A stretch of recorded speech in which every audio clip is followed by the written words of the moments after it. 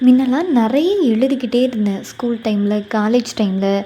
அதுக்கப்புறம் ஒர்க் ரெலவெண்ட்டா பார்க்குறதுல கொஞ்சம் கேப் விழுந்துடுச்சுன்னு வச்சுக்கோங்களேன். ஏன்னா மோஸ்ட்லி சிஸ்டம்லேயே நம்ம இப்போலாம் என்ட்ரி பண்ணுறதுனால. அட இந்த ஓல்ட் இஸ் கோல்டு அப்படின்லாம் சொல்லுவாங்கள்ல, அதெல்லாம் 100% உண்மதான். ஏன்னா, இதுக்கு ஒரு சிறந்த எக்ஸாம்பிள் சொல்லணும்னா, நீங்க ரொம்ப கேப் விட்டு இப்போ எழுத ஆரம்பிக்கிறீங்கன்னா, கண்டிப்பா உங்க ஹேண்ட் ரைட்டிங் நீங்க முன்னாடி எழுதுனதுக்கும், இப்போ எழுதுனதுக்கும் நெறைய சேஞ்சஸ் இருக்கும்.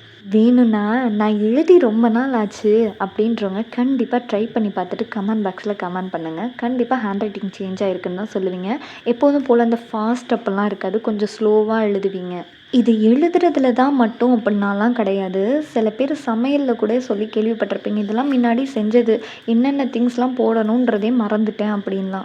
அட! அதுதான் யூடியூப் இருக்கே அப்படின்னு நீங்க சொல்ற மைண்ட் வாய்ஸ் எனக்கு நல்லாவே கேட்குது. நான் யூடியூப் பார்த்து சமைக்கிறவங்கள சொல்லல. இதோட கன்டினியூஷன பார்க்க மறக்காம சப்ஸ்கிரைப் பண்ணி வச்சுக்கோங்க. Tata bye by.